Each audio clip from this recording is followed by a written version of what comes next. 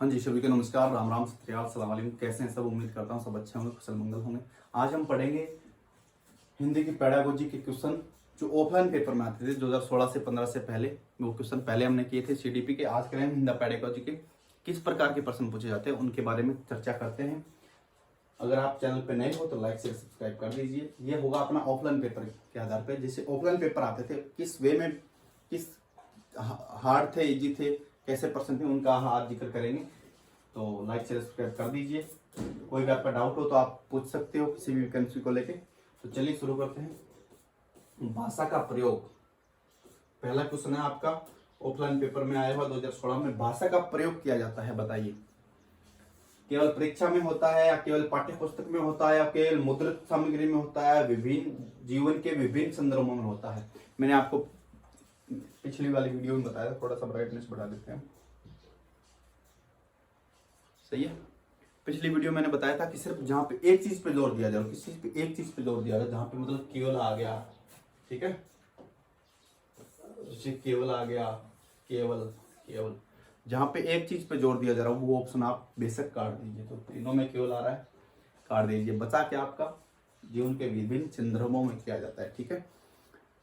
Pedagogy question कैसे सही होते हैं? आपके तर्क वितर्क पे होते हैं, कोई उसका फिक्स, आप पेडागोजी को तैयार कर ही नहीं सकते अगर आपने जीवन के व्यवहारिक जीवन से, जीवन रियल लाइफ से कनेक्ट करके व्यवहारिक जीवन से जोड़ के नहीं सीखी ना। अगर आप एक कक्षा में पढ़ रहे हो फिर भी आपको एक बच्चा बन के अपने दिमाग में कल्पना करके कक्षा में बैठना पड़ेगा, ठीक है, तब आप उसको अच्छे से समझ पाओगे कि पेडागोजी क्या होती है, कैसे प्रश्न पूछे जाते हैं, कैसे उनको सही किया जाता है, ठीक है। तो ये होती है आपकी पेडागोजी। इस पर एक छोटी वीडियो बना के आपको वो उस वक्त बता दीजिए कि जो नकारात्मक होते हैं और जो शिक्षा में सकारात्मक होते हैं पेडागोजी, उसके आधार पे आप अपनी 90% पेडागोजी आप स्कोर अच्छे से कर लोगे, ठीक है। तो चलिए क्वेश्चन नंबर 2 पे वो भी बताएंगे आपको जल्दी। भाषा क्या है, बताइए। पहला क्या था? भाषा का प्रयोग कहाँ होता है? वह क्या है? भाषा क्या है? अर्जित संपत्ति है, उत्तराधिकारों से प्राप्त है, ईश्वर प्रदत्त संपत्ति है या सहजता योग्यता है, बताइए। भाषा क्या है? एक अर्जित संपत्ति है। भाषा को हम अर्जन करते हैं, ना कि भाषा हमारे साथ ही जन्म लेती है। नहीं बच्चा, भाषा हमें पुश्तों से अपने खानदानी विरासत में नहीं मिली कि आपको 5 करोड़ भाषा मिली है, 5 किलो भाषा मिली है, उसको आप अपने विरासत में नहीं करते। उससे क्या करते हो? बच्चा जैसे जन्म लेता है उसके बाद उसका भाषा विकास, सोशलाइजेशन शुरू हो जाता है। तो वो जैसे जैसे सीखता है, जैसे जैसे सुनता है, वैसे उसका क्या होता है? भाषा डेवलप होता है, तो लैंग्वेज डेवलपमेंट होता है। तो वो भाषा क्या हुई? अर्जित संपत्ति है। भाषा को आप अधिगम से भी सीखते हो और अर्जन से भी सीखते हो, पर देखा जाए तो भाषा अर्जित संपत्ति है। अर्जन के माध्यम से आप अधिगम करते हो, डायरेक्ट अधिगम नहीं कर सकते। पहले आप अर्जित किया है, उसको आधार मान के आप भाषा अधिगम करते हो, तो भाषा एक अर्जित संपत्ति है, ठीक है। क्वेश्चन नंबर चलते हैं 3 पे, बताइए। मैंने चाट खाई, मैंने चाट खाई। चाट वो वाली चाट की बात हो रही है जो रेडियो पे मिलती है ना, चाट भंडार, पुचके, गोलगप्पे, जो भी होते हैं वो। मैंने चाट खाई और फिर मैंने हंसी, फिर मैंने चाट खाई फिर मैंने हंसी। ये मिसटाइप नहीं है, ये पर्सन है, ऐसा है। पढ़िए पहले पूरा। मैंने चाट खाई और फिर मैंने हंसी। शर्मिला का यह भाषा प्रयोग की ओर संकेत करता है। किस ओर संकेत करता है? मुख्यतः किस ओर संकेत करता है? मिसटाइप वो पर्सन है। मैंने चाट खाई और फिर मैंने हंसी। शर्मिला का यह भाषा प्रयोग किस ओर संकेत करता है, बताइए। व्याकरणिक नियमों की जानकारी न होना, नियमों का अति सामान्यीकरण होना, या भाषा प्रयोग में असावधानी होना, या भाषा की समझ न होना।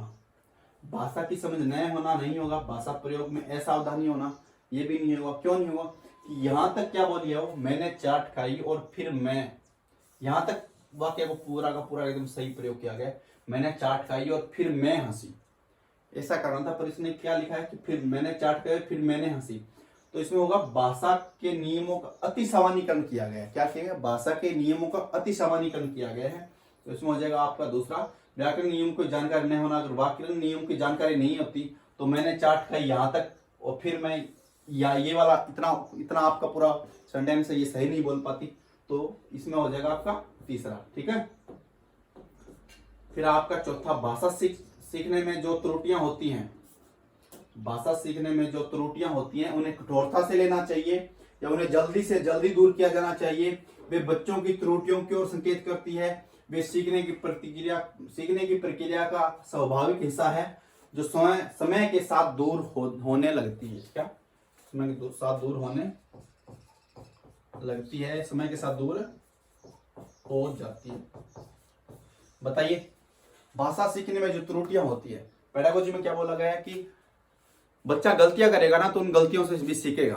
क्या करेगा? बच्चा गलतियां करेगा तो उन गलतियों से वो सीखेगा। तो गलतियां भी क्या है, बच्चे के अधिगम में, बच्चे के लर्निंग में क्या है, वो सहायक होती है। तो उन्हें कठोरता से लेना चाहिए, कठोरता से नहीं लेना चाहिए। बच्चे की गलतियां क्या, उन्हें समझाया जाना चाहिए, उन्हें पुनः अभ्यास करा जाना चाहिए ताकि बच्चा गलतियां ना करे और उसमें अधिगम में सुधार हो तो पहला कट जाएगा। उन्हें जल्दी से दूर किया जाए, जल्दी से दूर करोगे तो बच्चा क्या होगा, डिप्रेशन में चला जाएगा। उसको धीरे धीरे समय के साथ ऑटोमेटिकली सीख जाते हैं। हम भी सीखे हैं ना, पहले हमने कोई गलतियां की, बाद में हमने दोबारा वो काम नहीं किया। क्यों? क्योंकि गलती करने के बाद ही इंसान सीखता है, चाहे वो कितना भी बड़ा हो। बड़े बड़े लेजेंड है, उन्होंने भी गलतियां करके ही सीखे हैं। तो ये भी नहीं होगा। वे बच्चों की त्रुटियों की ओर संकेत करती है। बच्चों की त्रुटियां तो होती है पर उनकी ओर संकेत भी करती है, मगर ये सही नहीं है। इसमें सर्वाधिक सही कौन सा है? Option number 4। वे सीखने की प्रक्रिया का स्वाभाविक हिस्सा होती है जो समय के साथ दूर होने लगती है। कि सीखने की प्रक्रिया, अपन जो अधिगम कर रहे हैं उसका एक हिस्सा होती है गलतियां, त्रुटियां। बच्चा गलतियां करेगा तो ही सीखेगा, अच्छे से सीखेगा। एक बार गलती कर दी वो दोबारा गलती नहीं करेगा। अगर बच्चे को हम लिखा रहे हैं कि उसने कहा कि, उसमें की में आता है छोटी, अगर वो बड़ी लिख रहा है, अगर टीचर उसकी गलती निकाल के बोलेगा बेटा बड़ी नहीं, उसमें छोटी लिखनी है, तो वो क्या करे, गलती से भी सीख तो रहा है कि बड़ी नहीं लिखी जाती, छोटी की लिखी जाती है। जब हम किसी वाक्य के बाद में की जोड़ते हैं तो वो क्या होता है, तो बच्चा उससे भी सीख रहा है। तो इसमें हो जाएगा आपका ऑप्शन नंबर 4। फिर चलते हैं क्वेश्चन नंबर 5 पे। भाषा तब सबसे सहज और प्रभावी रूप से सीखी जाती है। इसमें कहा कि बच्चा भाषा तब सबसे सहज और प्रभावी रूप से सीखी जाती है जब, सबसे सहज और प्रभावी, सबसे आसान और सबसे इफेक्टिव तरीके से सीखी जाती है भाषा जब भाषा प्रयोग की दक्षता प्रमुख उद्देश्य हो। भाषा की पाठ्य पुस्तक में अधिक से अधिक पाठों का समावेश हो। अधिक से अधिक, एक चीज पे बल दे दिया ना, मैंने बताया ना, केवल, सिर्फ, सही, अधिक से अधिक पर ये शब्द आए तो उस ऑप्शन काट दो जब आपको पॉजिटिव पूछा गया है। ठीक है, भाषा के नियम घटस्थ करवाए जाए, रटने पर बल नहीं दे सकते आप। बच्चे को करके सीखने दिया जाए, लर्निंग बाय डूइंग। ठीक है, भाषा शिक्षक कठोर रवैया अपनाए, कठोर रवैया नहीं अपना सकते।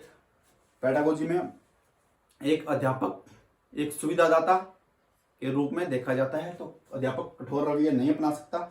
बच्चे को निर्देशित कर सकता है, बच्चे को एक अच्छा रास्ता दिखा सकता है, मगर कठोर रवैया नहीं अपना सकता। इसमें क्या होगा, भाषा प्रयोग की दक्षता प्रमुख उद्देश्य हो। कि भाषा जब एक अच्छी तरीके से और प्रभावी तरीके से सीखी जाती है जब भाषा प्रयोग की दक्षता प्रमुख उद्देश्य हो। कि बच्चा भाषा प्रयोग करना अच्छे से सीख जाए, अपने भावों को, अपने विचारों को, अपनी बात को अभिव्यक्त करने में अच्छे से, और झिझकिचाहट ना हो उसे, अच्छे से उसे अभिव्यक्त कर सके। तो भाषा प्रयोग की दक्षता का प्रमुख उद्देश्य होना चाहिए, ना कि भाषा लिखने की प्रक्रिया। लिखोगे तो वो भी प्रयोग होगी और बोलोगे तो भी भाषा प्रयोग होगी। तो क्या होना चाहिए, भाषा की प्रयोग की दक्षता का प्रमुख उद्देश्य होना चाहिए।